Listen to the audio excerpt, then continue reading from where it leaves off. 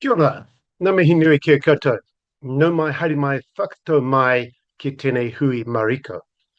Ko Barry Koutsaho, ko te karahi o te patea whai whakaro. So a very warm welcome to you all. This is great to see so many people on our webinar. I'm Barry Coates. I'm the co-CEO of the charity Mindful Money, and it's my great pleasure to be facilitating this session today. So just by way of a quick orientation, this is the fourth annual survey that's been undertaken by this group.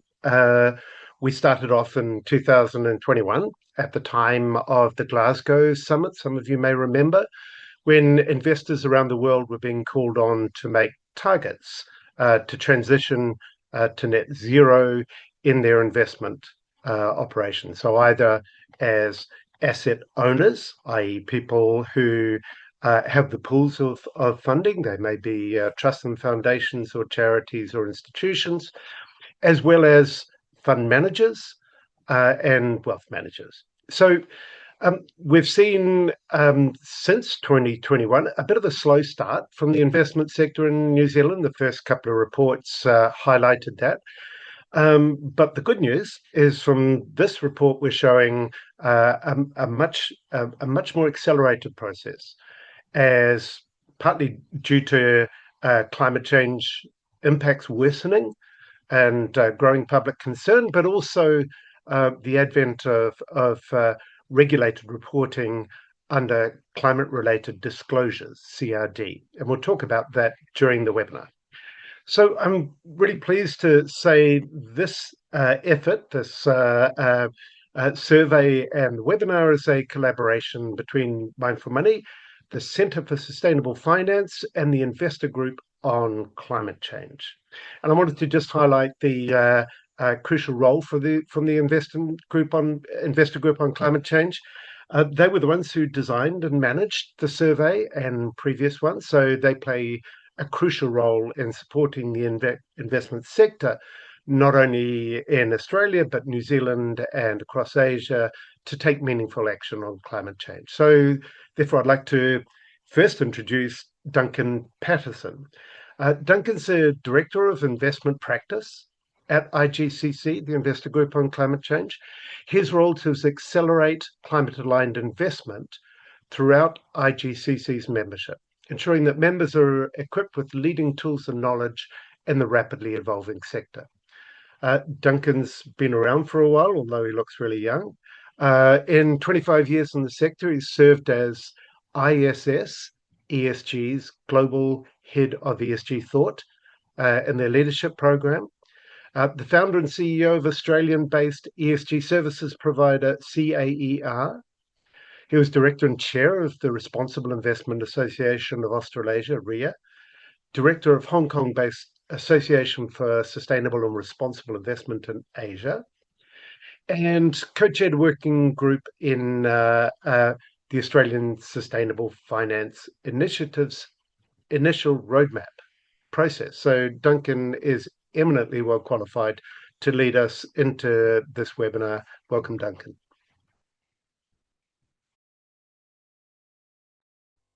Thank you very much for that fulsome introduction, Barry. Not entirely sure I look as young as my photo, but we all do our best. Kia ora, everybody, and thank you for joining us today. I just wanted to start off by just giving you a bit of background on the survey itself, the State of Net Zero New Zealand survey. So IGCC has been running this survey for at least the last 7 years now in various forms. The survey was initially just covering our members across Australia and New Zealand. But more recently, we've expanded the survey so it covers as many institutional investors in a given market as possible. And we've also expanded the range of the survey. So we survey not only the major investors across Australia and New Zealand, but also through our partners, AIGCC, the Asian Investor Group on Climate Change, and we also survey the broader Asian region as well. Roughly the same series of questions is asked across each of these markets, meaning that the data that we gather is comparable not only on a year-to-year basis, but also on a cross-regional basis, which makes it very helpful for comparison about how progress is going in different markets. The pleasing thing, of course, over the years is what we've observed is that action on climate has only increased in the institutional investor market. Very strong results again this year, both in Australia and New Zealand, emphasising that investors continue to be interested in working on climate. So as Barry suggested, the methodology is something that we've been working on over the last few years. We're really pleased to collaborate with Mindful Money in New Zealand in conducting and writing the survey, and with AIGCC in Asia. We use an external data provider to help us out with the process of gathering the data, compiling the data, making sure that it's useful. This gives respondees to the survey the confidence that the questions that we're asking are framed in a way which generates quality, actionable data, and that there is appropriate data controls around the use of the information, privacy concerns, and so forth. So we're really pleased to be partnering with Lonergan in the exercise again this year. We conduct the survey between the months of September and November each year. So if you are an institutional investor in New Zealand, you can prepare yourself to get a survey over the next month or so. We'd be really keen to get your input once again. The information that we gather provides a really solid foundation for market participants to communicate about the progress of action on climate over the years. But also importantly, from the point of view of respondees, it provides you with an information source which is helpful in terms of benchmarking progress, and ensuring that the sorts of work that you're doing on climate is reflecting the level of ambition and the amount of action taking place in the market as a whole. So that's a bit of background on the survey, Barry. I hope that's a useful framing before we get into the broader questions.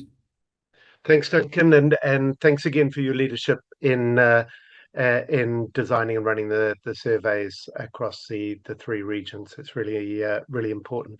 So what I'm going to do is run through some of the key highlights. I commend you to read the report. The report will be made available to you after this seminar, and there will be some media coverage on it appearing. So that's always a nice thing.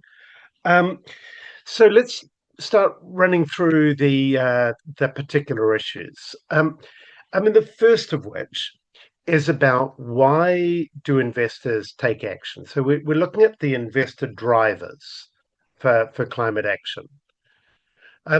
So there are kind of two basic themes here.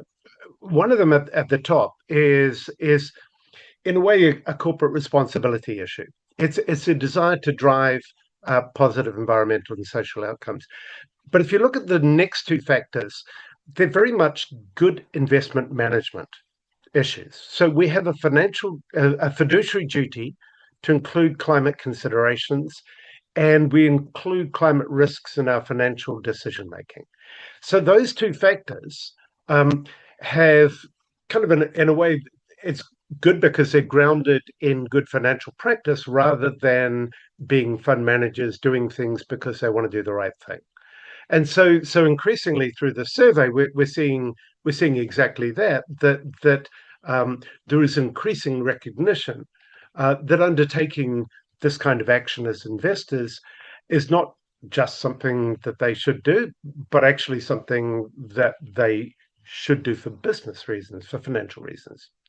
So below that is regulatory requirements, which of course in New Zealand is dominated by the climate-related disclosure reporting. And interestingly, the factor below that is desire to avoid the disorderly transition. So it's about the transition and to ensure that investment is not adversely impacted as the transition proceeds. And then just to highlight below that, there are issues of competition and client demand that are also important drivers. So on the next slide, we'll look at the barriers.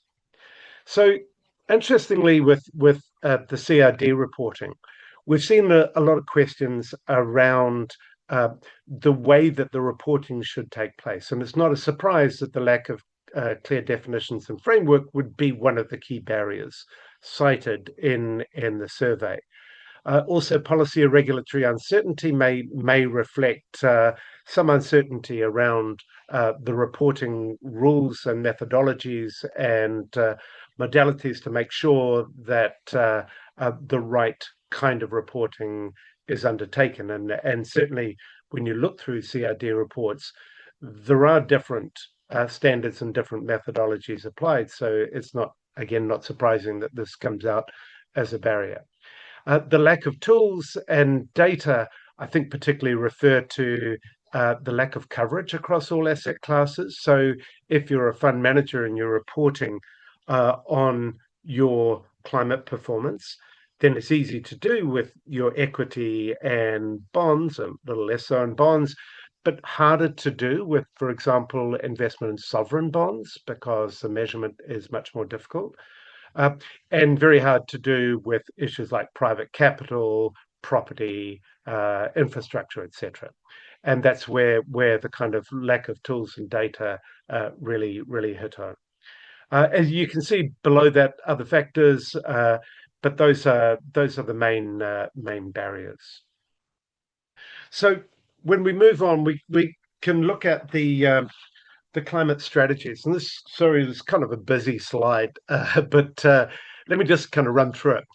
Right up the top, the main strategy is ESG integration. So this is environment, social governance factors, integrated into decision-making by investment managers and the asset owners.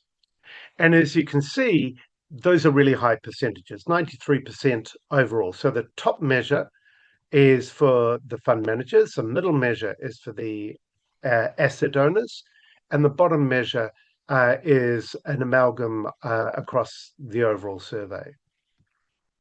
So pretty much everyone is using some form of ESG integration in their climate strategies. And that basically takes out some red-lined companies that shouldn't be invested in, as well as tilting towards those that are either low emitters or heading in the direction of low emissions through good processes. The second factor is one that is always kind of in there and fairly predominant, is sector screening or exclusions. And that's where, for example, particularly many asset owners will say, we don't want our investments to go into fossil fuel companies. That's the main form of screening or exclusion, and that's adopted by more asset owners than fund managers, but not too dissimilar.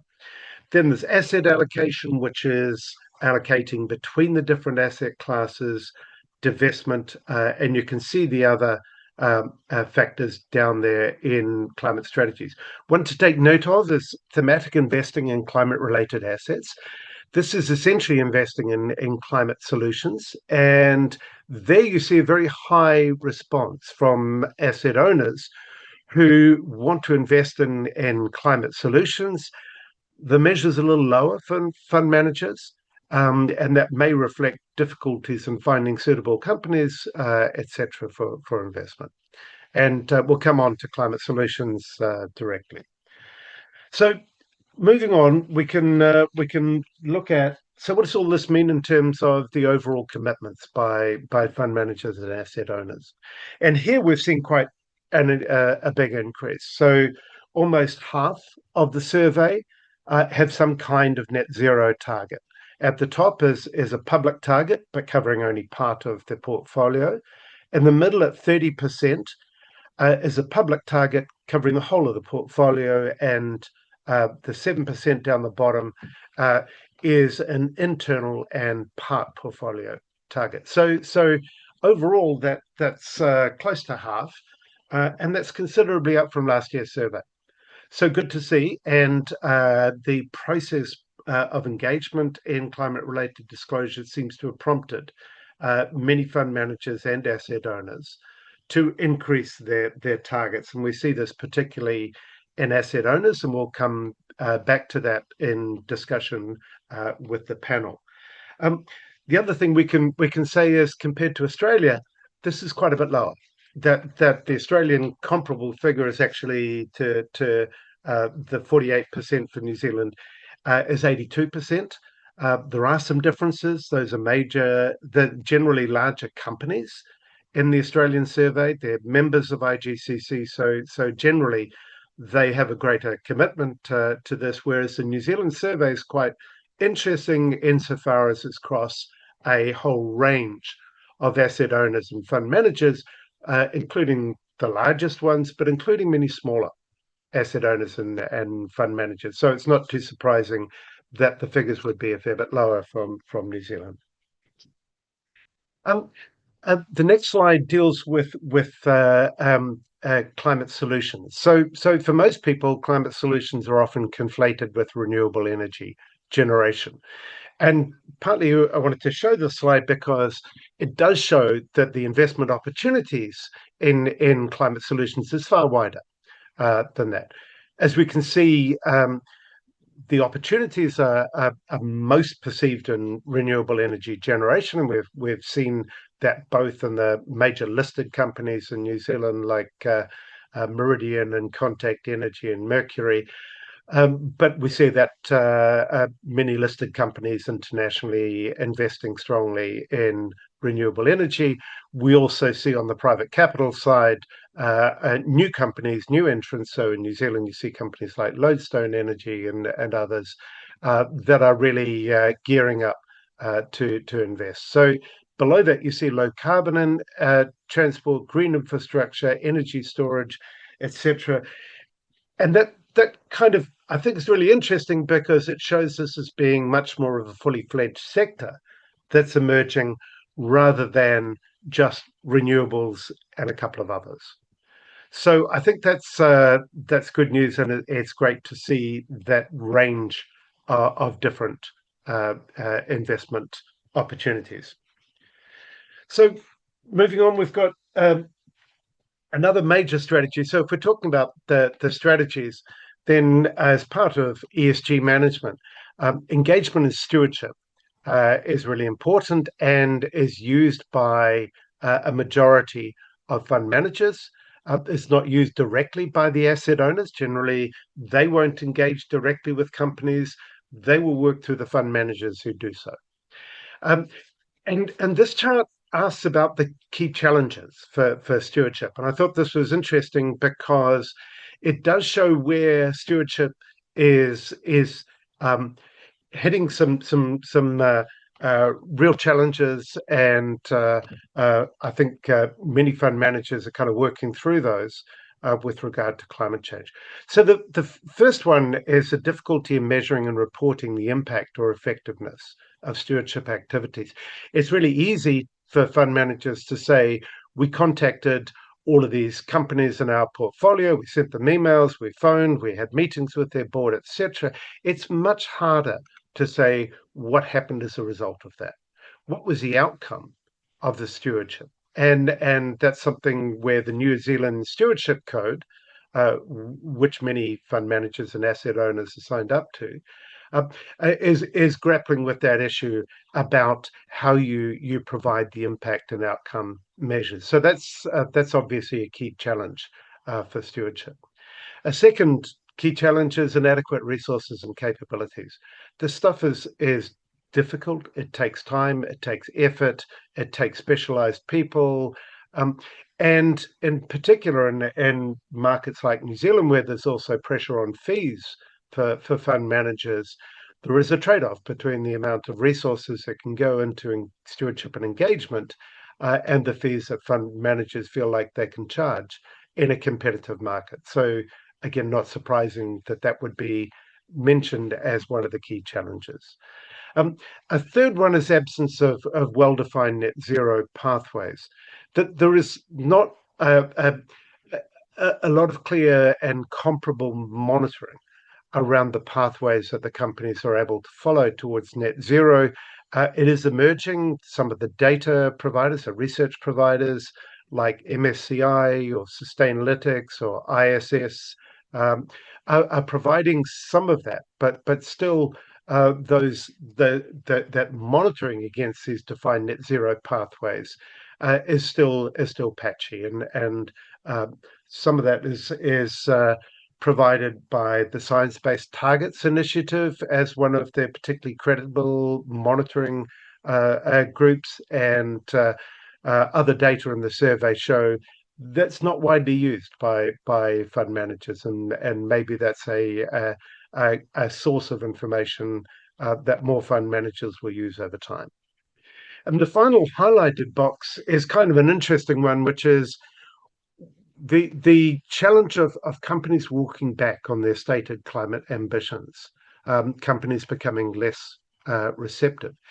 And in looking behind this appears to be pretty much isolated to the United States, where there is political pressure on companies, particularly from the White House and from Republican-controlled states, to back off from their visible public commitments to climate change and ESG and ethical investing issues. So we've seen it far less in Australia, New Zealand, and the United States, and Europe.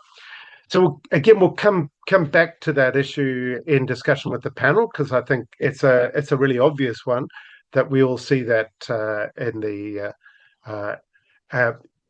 media. So, having said, we'll come back to this stuff in the panel. Here's my chance to introduce our panelists.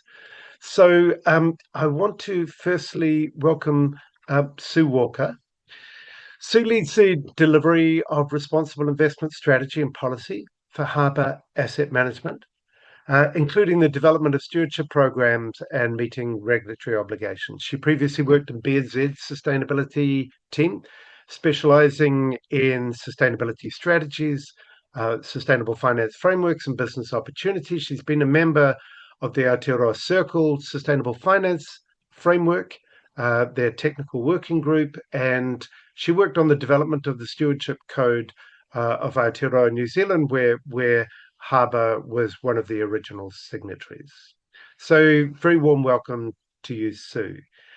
I'll carry on and introduce Dennis.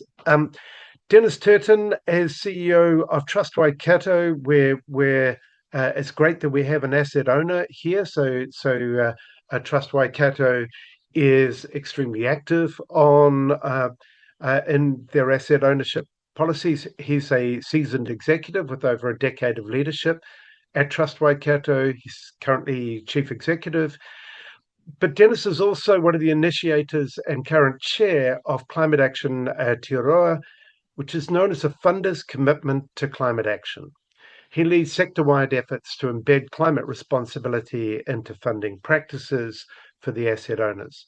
He's also, outside of that, on the a board member of Child Cancer Foundation, where he's committed to supporting whānau through life's most challenging moments. So very warm welcome to you as well, Dennis.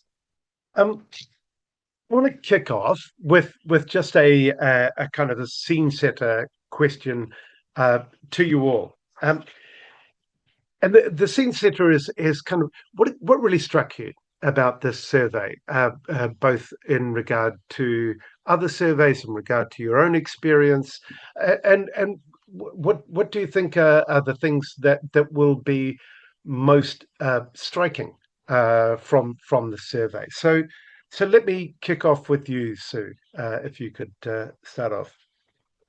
Thanks, Barry, and kia ora, everybody. I mean, I think that with the survey, the themes across the whole report were very familiar and resonated greatly with us. And I can certainly relate to the challenges that were noted with available tools, frameworks, and data. I think it's fair to say in that space, or probably in the climate space as a whole, that things are improving, but we've got a long way to go, and that it's very much an evolving area. And as we get more countries coming online and report it, get more reported data, and information improves, and we're seeing new frameworks and kind of guidance coming up that definitely will improve. I'm also wondering whether AI might not help us see a bit of an uptick in this space. The policy uncertainty for me very much front of mind. I think that's true on a number of fronts, not just in the sort of climate disclosure space. And we're in what's year 2 of climate disclosures, and we're already seeing a number of consultations out there on changes. I guess the other thing though, which was noted, I don't know if that's actually been mentioned, but the economics of investing in climate or renewable energy are really stacking up. So that's a really good thing to see, and I think that will certainly encourage a lot more investment in the space. So and probably just lastly, what I found quite pleasing was obviously the physical risk assessment was probably largely driven by climate disclosure requirements, but I think also the fact that that is being incorporated along with adaptation into the stewardship and engagement was really good to see, because it's a reality of life, and I think understanding how companies are managing that will really help us have some good performing portfolios. Thank you, Sue. Those are all kind of really resonant issues, and we do highlight those in the report. And I'm pleased you mentioned the changing picture with regard to the economics of some of the climate solutions like renewable energy. Let me pass to Dennis. Same question to you, Dennis. What did you find striking and significant? Oh, thank you, Barry. Look, first off, I want to mihi tū Ngāti Wairere, nā kai te ati tūturo o kirikiri roa, kei kania hau e noho ana e mahi ana ko te puna o Waikato, tēnā, ko Dennis Turton tōku ingoa. So Ngāti Wairere, I just want to acknowledge them as the guardians and mana whenua of the land where I live and work. I do work for Trust Waikato, as you said, so thank you.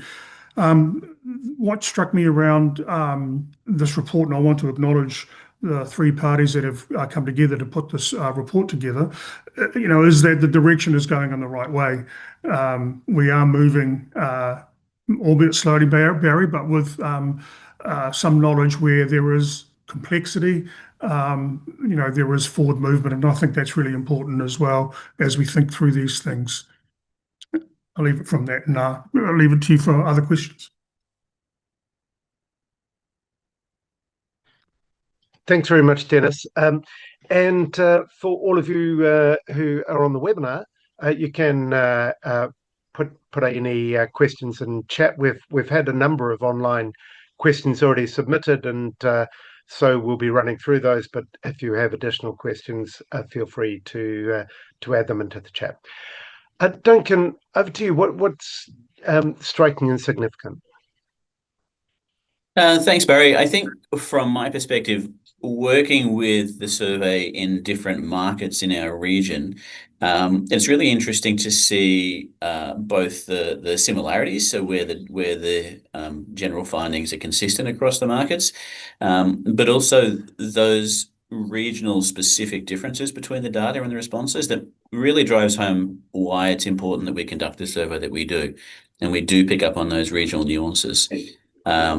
As Sue and Dennis already touched on, the encouraging thing to see is that despite what I've been describing as global headwinds against ESG practice and against action on climate, there is a common thematic across the results of the survey, both in Australia and Asia and in New Zealand, that investors are genuinely continuing to maintain ambition in this area.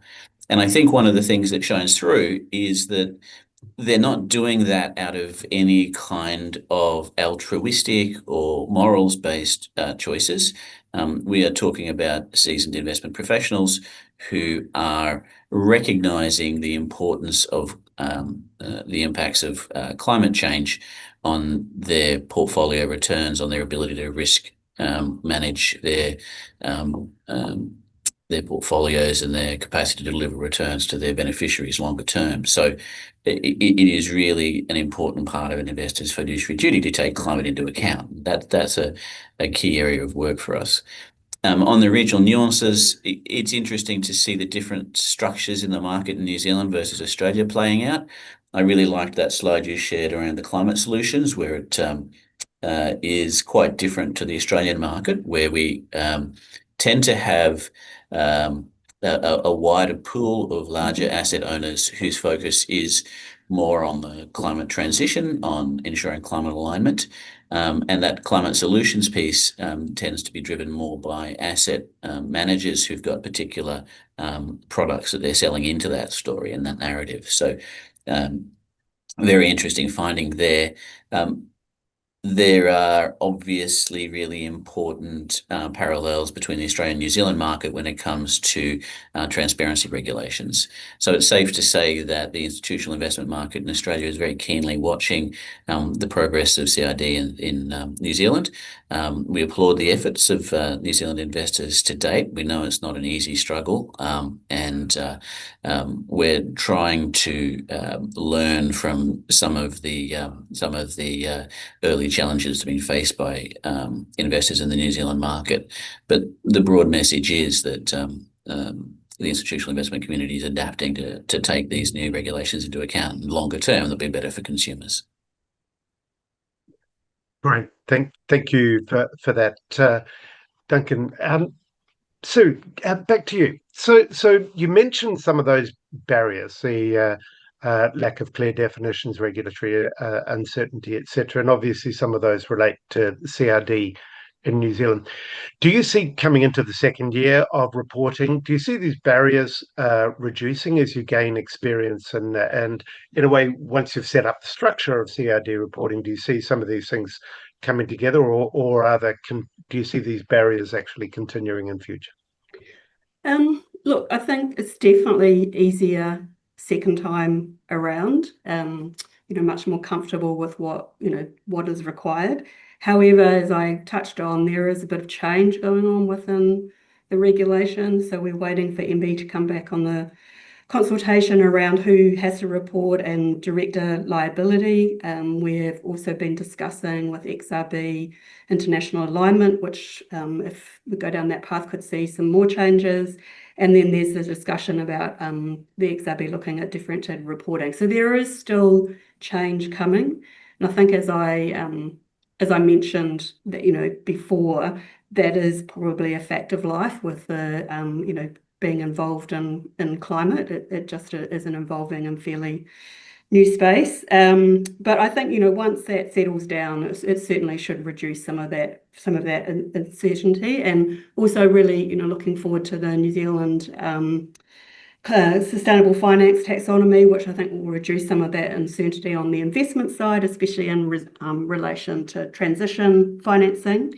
And I think the report also mentioned a deeper integration of climate action into governance and policies within the investment industry, and I definitely think that's something that would have been driven by the climate regime. So that's probably a positive that has come out of that, and going through that process has probably seen some changes and improvement. Yeah. So I think in short, it will start to settle down, but there's more. It looks like there's more change coming, so it's something we're going to have to manage and deal with.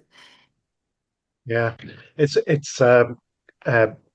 easy to say and hard to do, but wouldn't it be nice if there was a little bit more of cross-party, cross-political certainty and stability around some of these things, as it was around net zero legislation. So hopefully there will be a more stable policy framework going ahead.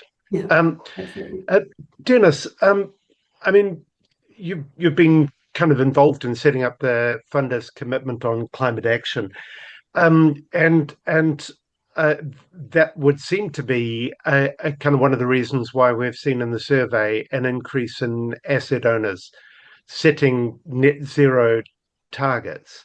Do you see that kind of action from asset owners being reflected across a wider philanthropic sector, or is it still a relatively few progressive trusts and foundations? No, I think, Barry, the motivation is there for philanthropics to think about climate action, and we do this with our philanthropic work. We understand that quite well. But there is the realization that we can do more with our investment fund as well. How can we do good with that? So the setting of the zero targets is one part of it, but it's then how do you turn that into action? And I think for philanthropics that are thinking about this, and asset owners typically are smaller than the institutionals, obviously, and the institutionals that we've just heard Sue talk about have some of those other complex things to think about with regulation, legislation, and reporting. From our perspective, it's how can we come together as a collaborative group to understand what we could do to drive climate action and climate change through our own way. And then how can we learn from each other, so that peer support that runs in and around it as well. So I think from a philanthropic view, there is a little bit of a difference given the size of our funds compared to others. I do want to acknowledge those institutional investors who do lead the way in terms of giving us a roadmap of how we can think about it in our own way and apply that. So that's how we can think about it as well. And the funders' commitment more broadly, it is a growing number of organisations coming into it. It's not small or just a couple. So we have close to 20 organisations thinking about it now, and some making more progress than others. But as I said at the beginning, the direction is going in the right way. And I think that collaborative approach into New Zealand is a way that we can think about it even more, where we don't always have to compete. There is how else can we come together and think about this? And I think the Stewardship Code, the Aotearoa Stewardship Code, is another way that we can come together and collaborate and think about climate action from there in terms of how we can make our investment portfolio work harder for us. Yeah, really good. Thank you, Denison. And I think the work that your funders' commitment group is doing on setting the framework for action is really important. The mandate that you set, what goes into the statement of investment policy and objectives, the SIPO, that's crucial in terms of providing the starting point for financial advisors and asset consultants and fund managers, etc. So really great to see. Duncan, that slide that I showed around some of those headwinds where fund managers were worried about companies backing off. Can you give us a little bit more insight on Australia's experience of that, and perhaps as a country that's a little closer to the United States sometimes than New Zealand is, maybe you can give us context for how some of that's playing out in the Australian fund management sector. Yeah, thanks, Barry. I guess the answer is that the news at the moment seems to be consistently negative when it comes to investment on climate, but certainly our experience on the ground is that the story is much, much more nuanced, and the information will vary according to the different regions in terms of how investors in particular are dealing with different types of pressures when it comes to things like net zero targets and so forth. In the US, it's pretty clear what's motivating some of the hesitancy amongst the larger asset managers.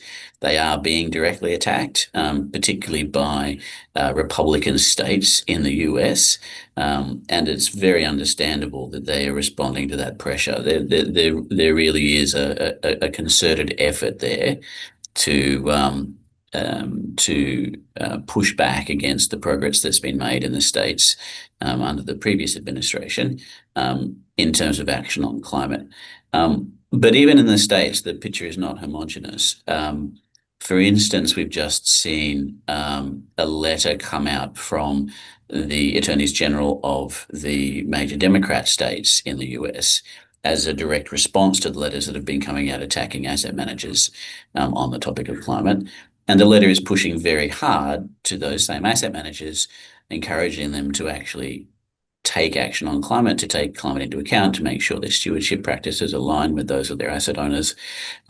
So the story is not one way here. It's worth remembering in the US that the biggest asset owners tend to be in the Democrat states. We're talking New York, we're talking California, quite large pools of capital there that are just as interested in action on climate as the European market. So taken together, there is strong pressure there for action on climate for asset managers. It must be in an extraordinarily difficult position to be in for some of those larger US asset managers. So you have to have some sympathy for them. Also worth noting, for instance, that in many cases, the ship has already sailed on this, right?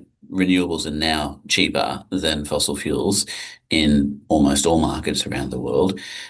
Texas, which has been leading some of the anti-ESG attacks, is the region in the world that has the largest installation of renewable power stations. So that's not obviously being driven by any kind of ethical motivation. It's being driven by the financial reality that renewables are cheaper. So it's not a straightforward story. In Australia, the situation is quite different. So we're not seeing concerted attacks from regulators or anything on the principles of climate. Quite the opposite. Regulators continue to encourage investors to be active on climate. What is different in Australia is that the regulators' approach has been quite focused on enforcement actions. And what we've seen is some investors taking down some of their disclosures to ensure that they're in keeping with the intent of the regulation. So they're very anxious about greenwash. They don't want to make any claims which they can't back up publicly. So the importance here is not about responding to attacks. It's more about ensuring that the disclosure is as good as it can be. IGCC is for our sins currently the global chair of the Net Zero Asset Managers Initiative. This is a global alliance of organisations that work together to publish consistent net zero targets and so forth. Going through a very challenging time at the moment, given the pressure on the US signatories to the Net Zero Asset Managers Initiative. But we do have good local support. In New Zealand, we have BT and AMP, who are NZAM signatories. Another global initiative is Paris Aligned Asset Owners Initiative. We have NZ Super and the CFIs participating in that. So those efforts globally to ensure consistency and transparency and quality of disclosure are still being supported strongly by investors around the world. Sure. Thank you, Duncan. Let me move on. We've had a couple of good questions in the chat. So Dennis, let me feed one through to you from Esther Whitehead. I think it's a really crucial question. She's talking about the role of fund advisors, or either financial advisors or asset consultants, and how can we build their understanding, kind of removing some of the complicated jargon that sometimes gets in the way of climate measures, so that trustees can then better direct fund managers on carrying out climate-friendly actions in their portfolios. I think it's kind of a crucial issue. So, what ways do you think are good to work on?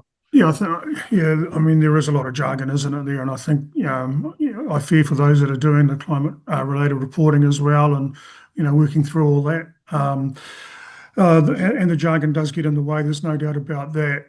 So it's how do we simplify it? I like to keep things simple myself so that I can understand it. And it is really education pieces, isn't it, around ensuring that there's a clear understanding of what a fiduciary duty for a trustee is, and then building upon that, from our asset consultants and others, how do we break down and understand in real easy terms what are some of the issues that are revolving around understanding risk and return, understanding what the future may look like, and how do we respond to that now?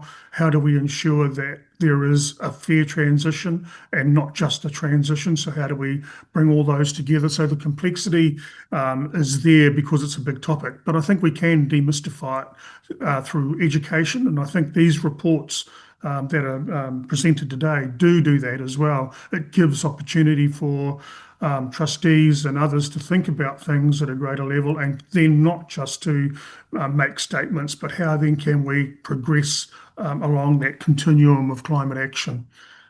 Hopefully, Barry, that's answered that question.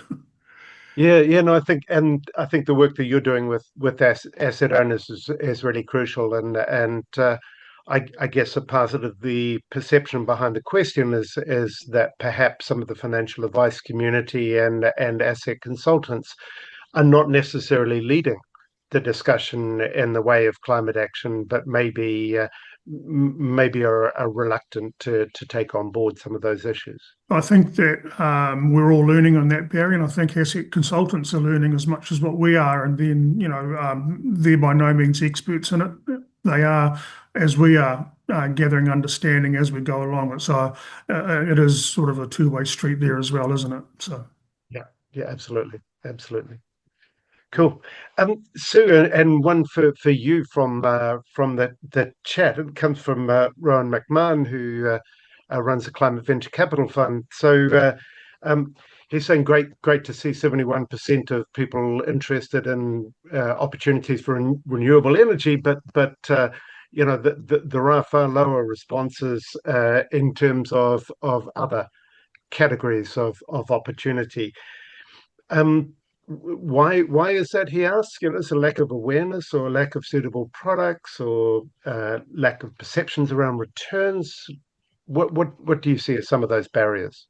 So yeah, I mean, look, I think the strong response for renewable energy generation probably has a lot to do with what we were talking about before, with it's very competitive commercially with fossil fuels and other types of energy, and the technology has been around for a while, and so people understand it quite well, and starting to see good commercial returns coming through. I was looking down that list, and I think that kind of probably shows through for some of those other things as well. Low carbon transport, also technology is well understood. We're starting to see it become competitive, but when you get down to carbon capture, and even probably batteries, so energy storage, batteries, the technology is definitely improving and getting better, but is probably still a little bit on the expensive side. And carbon capture and storage is, there's a lot of work going on and a lot of capex being spent, but it's I don't know if I've seen anything recently anyway that would show that it's scalable, commercially scalable as yet. I do think, having said all that there is also access to some of these investments, so they're not always available through listed markets. So the private, being able to invest in private assets and having access to being to those investments. So it's not just being able to, for investors happy to invest in private assets, it's actually also finding the deals themselves. So maybe that goes to that, I guess, the product question a little bit. So, and look, I think, those are probably the main two things that I can think of. I mean, as far as that investment side goes. Just on that latter one, so the issue, as you say, for investment in private capital for some of these climate solutions, because some of them are relatively new and relatively small companies. There's always been concern about problems of liquidity in terms of private capital investment, particularly for KiwiSaver providers, but also for managed fund providers. We've heard the Minister talk about how he would like to see more private capital. How are you viewing that from the perspective of a fund manager? Do you see the barriers to investing in private capital in areas like climate solutions to be easing? Is it or a particular change is required in, for example, in FMA guidance or something else that would enable that to happen? So there's definitely some really good conversations between sort of the investment industry, government, and some of the investment associations. So the Centre for Sustainable Finance has been great in driving that. So the work that's been done on investing in private assets, probably more so over 2024 and early 2025, I see as a key pathway to that, because as you say, there's a lot of companies, especially in New Zealand, that are doing some amazing things in this space, but are not, listed or unlikely to become listed. So getting access to be able to invest in those will be key. MB did put out a consultation, and I am struggling to think of the date, but anyway, fairly recently, asking exactly that. So about what sort of what changes could be made to the requirements around liquidity, if any. So thinking about things like, adding sleeves, so, to encourage investment in private assets. Particularly, the focus was on KiwiSaver, but I think it would probably apply across all managed investment schemes. And thinking about things like the requirement for daily pricing, which obviously doesn't lend itself too well when you're investing with private assets. So we haven't seen again the response to that yet, but I'm hoping for some positive things. I mean, there is still, you can manage both, you can manage some of those, I guess what I'd seen as barriers to investing in private assets like liquidity, daily pricing, and valuations without changes. But I think the industry would say anything that can help sort of unlock some of those barriers would be well received. And I think, as I mentioned a couple of times, I think it's really important that we have access to the investments. And even there's a large infrastructure spend required in New Zealand. So I'm thinking of some innovative ways to have access to those sorts of things would be really beneficial, and I think will align to those climate solutions. Yeah, it's a wider conversation than just climate solutions, but that's really useful. Thanks, Yes. Thanks, Sue. We're coming up to the end of the seminar, so I wanted to ask, starting with you, Dennis, but also Sue. There are proposals to significantly reduce the requirements for climate reporting by fund managers in New Zealand under a consultation that's been initiated. And this is important for the context of the survey, because as we've seen with the survey, there has been some real improvement, and certainly that seems to be at least partly driven by CRD reporting. Dennis, do you see from your perspective and other asset owners a kind of a need to significantly change the reporting requirements to reduce them, or do you see that these processes are useful for you as an asset owner? Oh, without doubt, they are valuable. It gives,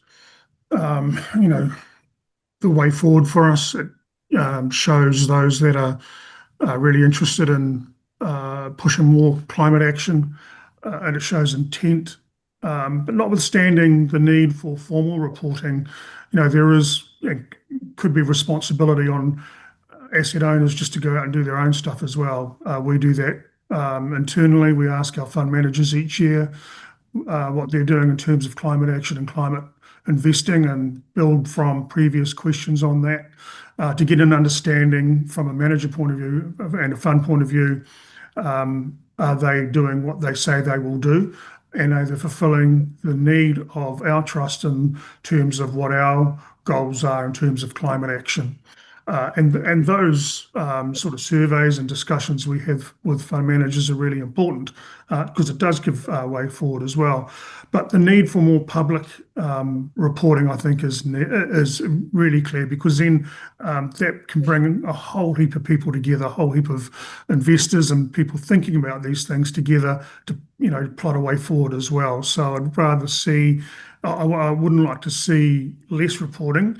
Maybe the complexity and the resource needed to report needs to be looked at in some way. We're not captured by it. But we're watching intently as to seeing what is happening there, and in what way can we respond to that ourselves. Yeah, and over to you, Sue. Yes, I mean, look, I think we certainly value the reporting as investors from companies and seeing what they're doing. It is important when you're, as we've talked about, thinking about the risks and opportunities aligned to climate. I do think they're, and supportive of continuing with the level of reporting. I do think there probably is something to be done around the differentiated reporting, and for some of those smaller institutions, the resource burden is real, and it is it is high. So I think thinking about that for some smaller institutions, and even having, it's quite different from a company reporting versus an investment manager. So the things that you're thinking about and how you relay that. So I think there's another thing within that as far as differentiated reporting goes. Having said all that, we also need to be cognizant of the fact that a lot more overseas countries are coming online, and we don't want to be too out of step from an international perspective, because obviously it's important that we have international investment into New Zealand, and that has a likelihood of impacting that. That's a really good point, that last one, that if we look back to where CRD reporting started from, it was New Zealand's the first country with mandatory legislation. Now, actually, it's far more widespread, and it's starting to become a requirement for inward portfolio investment, that fund managers and companies are able to report on their climate performance. So there's a good reason for this to be almost a prerequisite for a lot of particularly European investment. We have run out of time, and so that was a really interesting discussion. Thank you all very much. I would encourage you who are in the audience for this webinar to go and read the report. There's lots of detail in there. Lots of interesting charts for you to look at. For those who like data, there's quite a lot there. I wanted to finish off by some thanks. Firstly to IGCC, again for managing the survey, to Lonergan Research, who did the research analysis on the results. To Mindful Money, thanking myself rather for analysing the New Zealand data and preparing the report, and to Centre for Sustainable Finance for organising the webinar and bringing us together for this occasion. But my biggest thanks is actually for the busy people who took time to respond to the survey. Everyone's incredibly busy, and there's 1,001 things to do. And we're just really, really grateful to all of those who contributed to the survey, put this information together, enabled it to be analysed and presented in this report. And so it's a great encouragement to you all, as Duncan said earlier. When the survey comes around your email box, your inbox, please respond positively. We'd love to have even more respondents this year, and we're certainly trying to make it relatively straightforward for you to respond. So thanks again to those who responded. Thanks to the audience, and ngā nui kia koutou, ka Paterson. Have a good day, everyone. Thank you.